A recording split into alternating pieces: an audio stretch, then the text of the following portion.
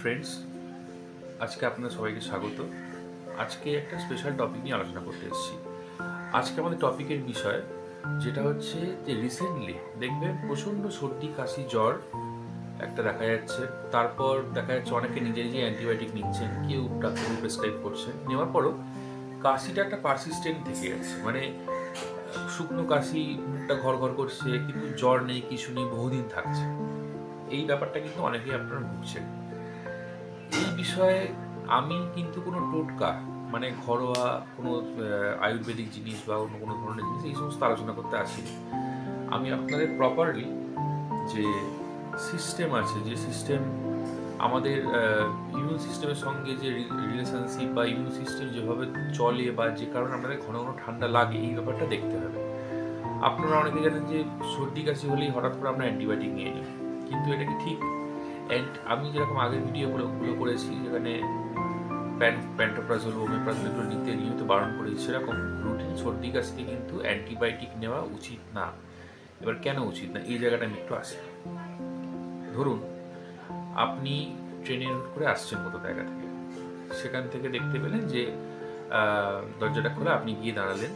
এই যে ড্রাই এয়ারটা, এই ড্রাই এয়ারটা যেটা করে, আমাদের যে মিউকাস মেমব্রেন, এই মিউকাস মেমব্রেন ড্রাইনেসটা কিন্তু চেঞ্জ করে দেয়। এই মিউকাস মেমব্রেনের ড্রাইনেসটা যদি চেঞ্জ হয়ে যায়, তাতে যেটা সমস্যা হয় সেটা হচ্ছে ইনফেকশন হওয়ার চান্সেস খুব বেশি থাকে। এমনি কিন্তু ঠান্ডাতে, মানে যে ঠান্ডা এয়ার, সেটাতে কিন্তু ইনফেকশন হয় না। ইনফেকশনের মেন যেটা সিমটম সেটা হচ্ছে জ্বর, নিউমোনিয়া বা বুকে যদি কোনো যে ইনফেকশন হয়, তাতে কিন্তু আমরা দেখি যে সেটা জ্বর আসছে কিনা। যদি জ্বর না থাকে, আননেসেসারি অ্যান্টিবায়োটিক কিন্তু আপনাকে অনেক বিপদের মুখে ঠেলে দিতে পারে। মানে ধরুন আজকে অ্যাজিথ্রোমাইসিন, কমনলি অ্যাজিথ্রাল বা এইসব নামে পাওয়া যায়, অ্যাজিকেম। কেউ কেউ আছেন যে একটু সর্দি কাশি হচ্ছে, কি হঠাৎ করে অ্যাজিথ্রাল কিনে খেয়ে নিচ্ছেন। আপনি জানেন কি যে 2 থেকে 3 বছর পর এই অ্যাজিথ্রাল ড্রাগটার কাজ করবে না আপনার উপরে। কারণ যদিও আপনার মধ্যে কোনো রকম ইনফেকশন থাকে, আপনি যে অ্যাজিথ্রোমাইসিন নিচ্ছেন, এই অ্যাজিথ্রোমাইসিন কিন্তু আস্তে আস্তে সেই যে জীবাণুটা বা যে জার্মটা বা যে ভাইরাস বা ব্যাকটেরিয়াটা মেনলি থাকে, সে কিন্তু আস্তে আস্তে এটাকে লড়ার যে ক্ষমতা সেটা অর্জন করে নেবে। সুতরাং কখনো কখনো আমরা একটা কথা জানি মডার্ন মেডিসিনে, যেটা হচ্ছে prevention is better than cure. আপনারা চেষ্টা করুন যে হঠাৎ হঠাৎ করে টেম্পারেচার চেঞ্জ, মানে এই ঠান্ডায় আছেন, এই গরম জলে স্নান করে নিলেন, আবার রোদ্দুরে বেরিয়ে গেলেন, এরকম ব্যাপারটা করবেন না। টেম্পারেচার চেঞ্জটা স্টেপ বাই স্টেপ করুন। যদি মনে হয় জল একটু গরম করে খাবেন, তাহলে সেইভাবে খান।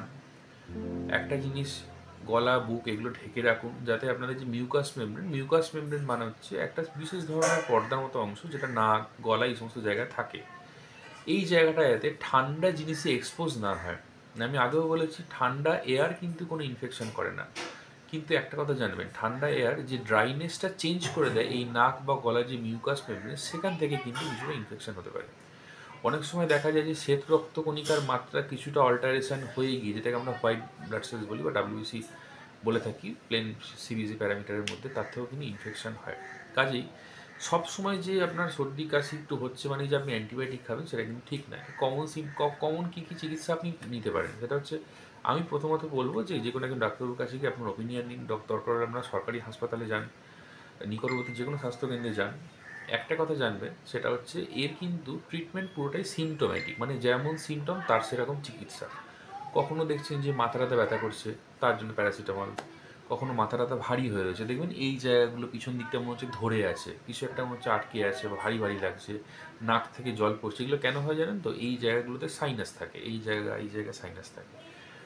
আমরা একটা এক্স রে করিয়ে দেখি যে সাইনোসাইটিস আছে কিনা। তাতে আমরা মন্টেলুকাস, লিওসেট্রিজিন বা একটু স্টিম ইনহেলেশন, স্টিম যেটা গরম যে জল থেকে মাথা ঢাকা দিয়ে একটা বাষ্প নেওয়াটা, এইগুলো। কারোর বমি হচ্ছে, একটা বমির ওষুধ, কারোর গ্যাস হচ্ছে, একটা গ্যাসের মেডিসিন, রেস্ট এবং অতিরিক্ত পরিমাণ জল পান, মানে মোটামুটি 3 থেকে 3.5 লিটার জল, এগুলোই কিন্তু বেসিক চিকিৎসা। হঠাৎ হঠাৎ করে অ্যান্টিবায়োটিকের প্রয়োজনীয়তা কিন্তু খুব বেশি পড়ে না। ওভার দ্য কাউন্টার ড্রাগ যেগুলো আপনি নিচ্ছেন বা যারা ইউজ করছেন, ওভার দ্য কাউন্টার ড্রাগের একটা বড় প্রবলেম হচ্ছে, যারা দিচ্ছেন তারা তো মডার্ন মেডিসিন জানেন না, তারা তাদের একটা আন্দাজ মতো দিচ্ছেন, ড্রাগটাও সেল হচ্ছে। কিন্তু আপনি যে পরবর্তীকালে গিয়ে ওই ড্রাগটা খাবেন যখন, তখন কিন্তু আপনার কাজ করবে না। আপনার কিন্তু এই চয়েসটা খুব ছোট হয়ে যায়, জায়গাটা অনেক ছোট হয়ে যায়। কাজেই হঠাৎ হঠাৎ অ্যান্টিবায়োটিক নেওয়া, এগুলো নেবেন না।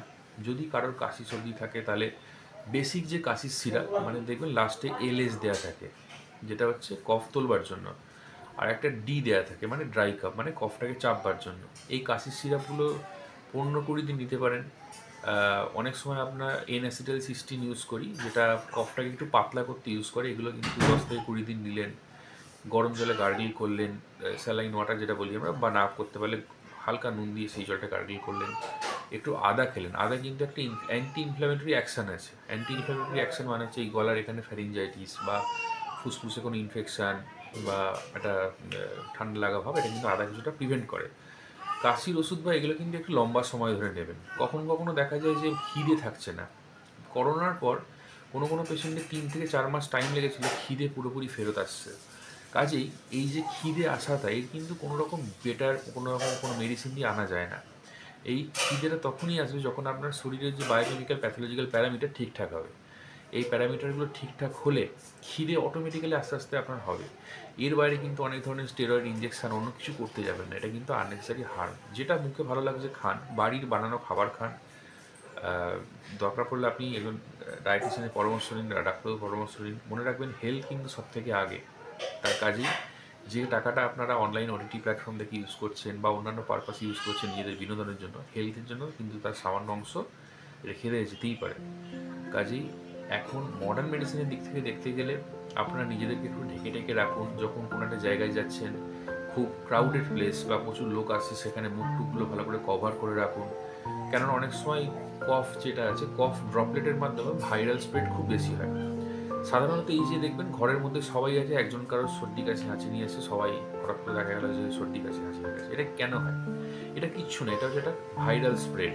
ব্যাকটেরিয়া কিন্তু এইভাবে যায় না। একটা ভাইরাল ইলনেস কিন্তু খুব কুইকলি নিঃশ্বাস থেকে আরেকজন নিঃশ্বাসে চলে যায়, এবং আস্তে আস্তে যখন বুকে সেটা একটা ইনফেকশনের স্টেজে পৌঁছয়, তখন কিন্তু একটা সেকেন্ডারি ব্যাকটেরিয়াল ইনফেকশন গ্রো করে।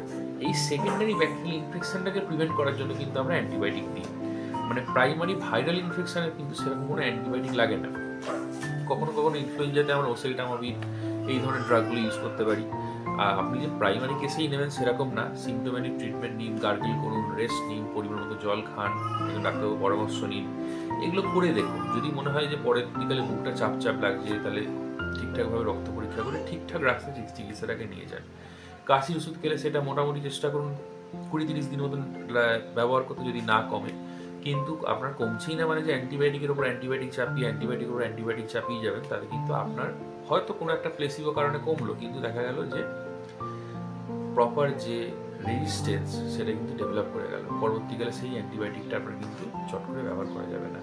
কাজেই মনে রাখবেন এই যে সিজনে যে ব্যাপারগুলো ঘটছে, এগুলো পুরোটাই কিন্তু ভাইরাল। এগুলো কিন্তু চট করে ব্যাকটেরিয়াল হয় না। ব্যাকটেরিয়াল দেখতে গেলে আমরা স্পুটামটা তুলে কালচারে পাঠাই।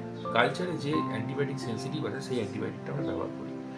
কাজেই একটা কথা সবসময় মাথায় রাখতে হবে, ভাইরাল ইনফেকশনে কিন্তু চট করে অ্যান্টিবায়োটিক লাগে না। যারা ইউজ করছেন, ব্যবহার করছেন ডাক্তারবাবুরা, তারা নিশ্চয়ই বুঝে ইউজ করছেন। আমি পার্সোনালি কোনো অ্যান্টিবায়োটিক রেকমেন্ড করি না যতক্ষণ না কোনো একটা চেস্ট টেস্টে কোনো একটা বড় কনসলিডেশন সাইন, কোনো চেস্ট ইনফেকশনের সাইন, বা কারো প্রচণ্ড জ্বর কমছে না, যেখানে একটা সেকেন্ডারি ব্যাকটেরিয়াল ইনফেকশন এসছে। যাদের সুগার আছে, বয়স্ক পেশেন্ট, বাচ্চা, যাদের একটু ইমিউন সিস্টেম বা অনেক রোগ প্রতিরোধ ক্ষমতাটা কম, সেই পেশেন্টদের কিন্তু একটা অ্যান্টিবায়োটিক প্রোফিল্যাক্টিক্যালি ইউজ করা যেতে পারে। তাহলে আপনারা এইভাবে চলুন, সবাইকে সতর্ক করুন, নিজেরা অ্যান্টিবায়োটিক রেজিস্ট্যান্স সম্বন্ধে বুঝুন, চটচট করে অ্যান্টিবায়োটিক নেবেন না। অ্যান্টিবায়োটিক ছাড়া বাকি ওষুধগুলো ব্যবহার করুন, তাতে কিন্তু খুব বেশি সাইড এফেক্ট হয় না। কাশির ওষুধে কারোর একটু হাত পা কাঁপতে পারে, সেক্ষেত্রে আপনার সালবিউটামল ফ্রি বলে একটা মেডিসিন পাওয়া যায়, সেগুলো ইউজ করুন। যেখানে দেখবেন সালবিউটামল বা টার্বোটালিন নেই, সেই ধরনের ড্রাগগুলো ইউজ করতে পারেন।